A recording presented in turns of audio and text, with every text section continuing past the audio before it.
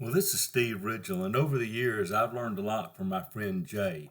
Now, I tell you the two greatest lessons I've learned about Jay, and I share them with a lot of people. Sometimes it takes a long time to get where you want to be. That's the first thing. And sometimes you have to stop and start. Actually, I guess it's start, and then you don't mean to, but you stop and then you start again. And those are important things. We work with a lot of people that in their faith, and I've been there, I get it. Boy, you want to do right and you start, and then you find yourself right back where you don't want to be. And then you try again, you go back where you don't want to be. And sometimes it takes some time. For some people, it's a matter of weeks or months, others, it's a matter of years.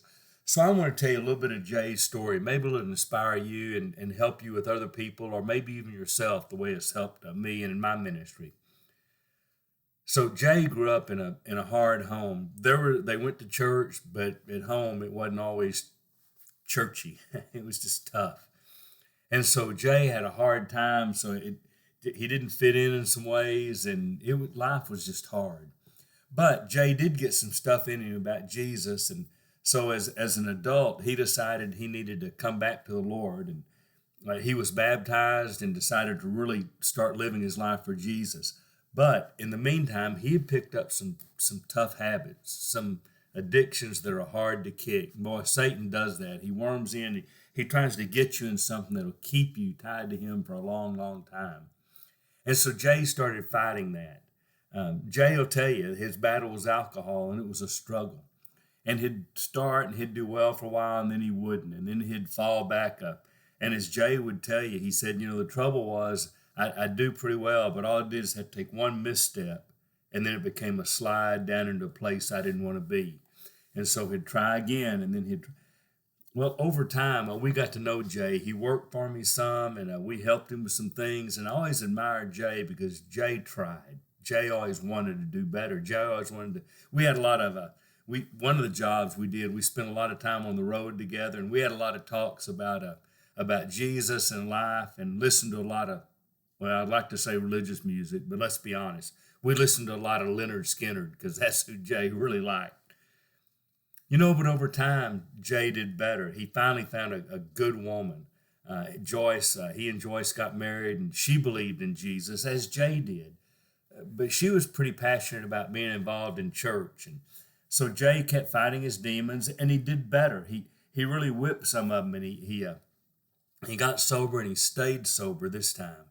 But Jay said there was always something missing. I knew I needed something more, and Joyce would tell me our life would be so much better if we want to pursue Jesus, if we'd just be in church.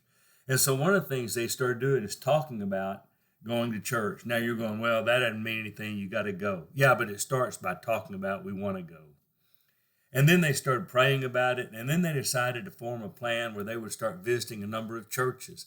Now, because we knew Jay and Joyce, and they knew Marcia and I, they said, we're going to try Hillcrest first. And they came, and a lot of people, they found people they knew there. A lot of people invited them to like life group and Bible class and different things. And they quickly realized there's something going on here that we want to be a part of. And so they decided that they'd just stick in Hillcrest to be their home. And so they've gotten really involved. And as I've talked to Jay about his journey, I keep being struck over and over again by two things. Jay says, and he's going to share this with some of our people trying to come home and our people trying to follow Jesus. He keeps saying, sometimes you have to try and then try and then try again. And I really appreciate that. You don't quit because you fall, because you mess up. You get up and you keep working at it. And one day you realize you've beaten your demons. And the other thing that I really, really did appreciate, Jay, he regrets the time away from church and away from the Lord. But you know what Jay says? He's really good to process. It's not so much how long it took you to get here.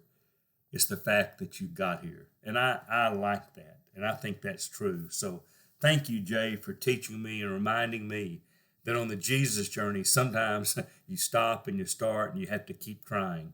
And sometimes it takes a while to get there, but you do.